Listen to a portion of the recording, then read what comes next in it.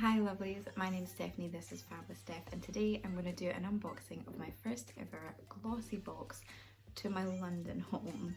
I previously had Glossybox for a couple of months. I thought it was quite good, but maybe not worth the price point for me to continue it. I was excited more about what was coming in rocker boxes, what I could do in Latest in Beauty, but the box this month looked really cute on the outside, and I thought that maybe the products inside would live up to that, and I decided to take a risk.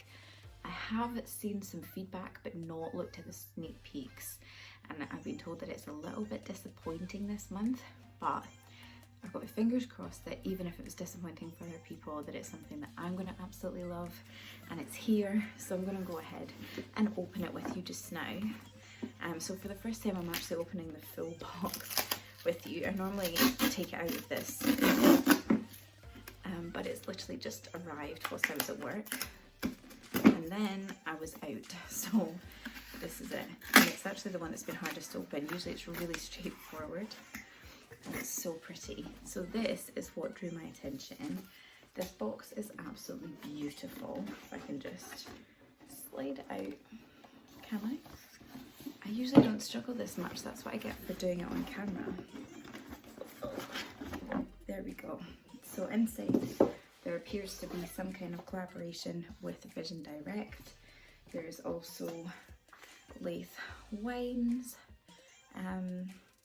Yeah, I mean, I might take a look at that, but I have commented before that these seem to be very like alcohol focused, and that some people wouldn't really look for that based on like religious or personal life choices. And Hello Fresh is in here. I think this is quite a lot of paper that's maybe unnecessary, and what they usually do, which I really appreciate actually, is they offer some of these in their glossy lounge,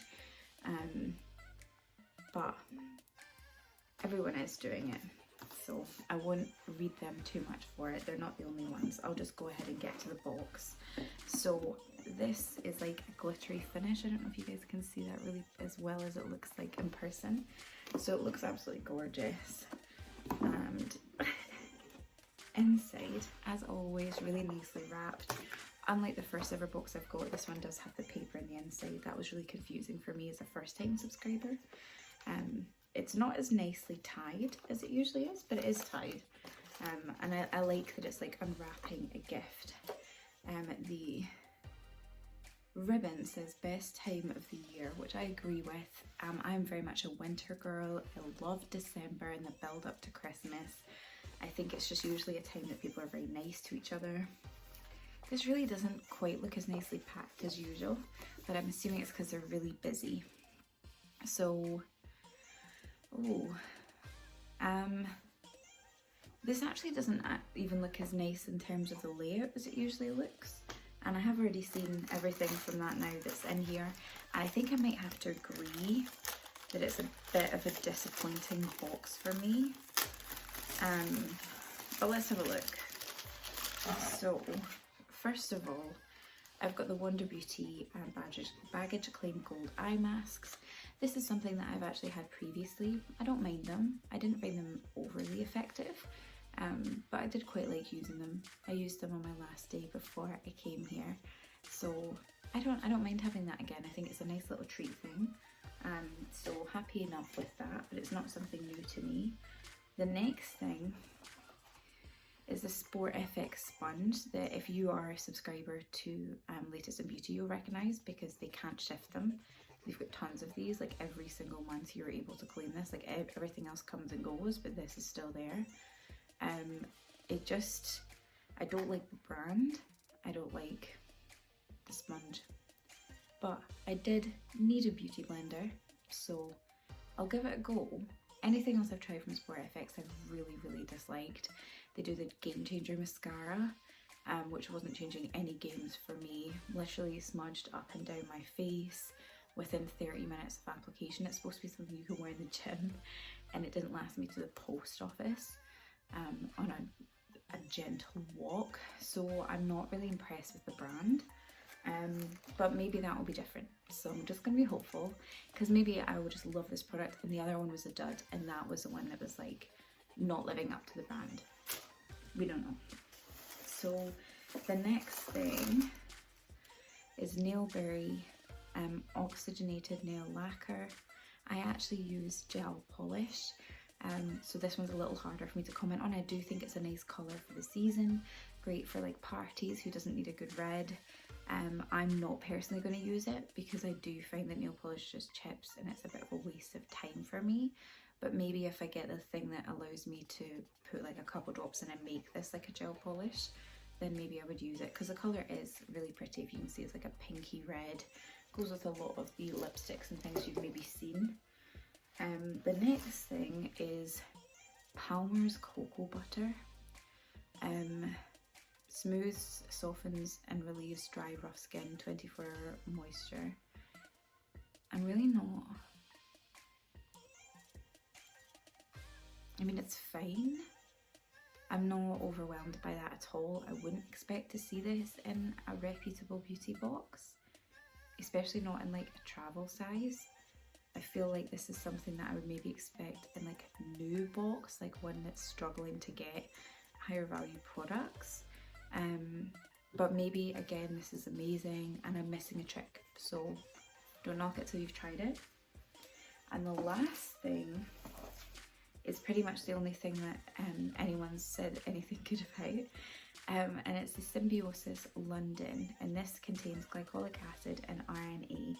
It's an overnight rejuvenating eye serum, and it says apply in the morning and evening to clean dry skin. Doesn't really say very much else on there, but apparently this is owned by the same company that owns Avant, which is something that people have been raving about. I received the Avant from a Glossybox, and I didn't even try it, which probably says a lot about me. I need to go ahead and give these things a shot, but I am using an Inica eye cream at the moment, which I got from Latest in Beauty. So I'm happy enough to receive this. It's a 15 ml size, which is usually a full size for an eye cream. And it's apparently worth, I think it was £93, but let's check that. Apparently worth £102. Now, I don't know who in their right mind would pay £102, but unless this gives me whole new eyes, or like allows me to move them around my face, I'm not entirely sure what would justify that price point for me.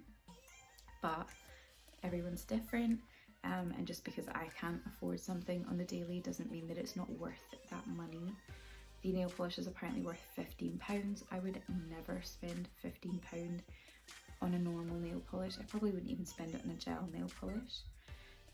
The makeup sponge says that it's worth £5. The eye masks are apparently worth £4. And the jar, yeah, is worth £1.50. That's how much the Palmer's is. I think that people are right. I do think that I got a good deal for what I paid for this, because I signed up on the special promo offer for £8.50.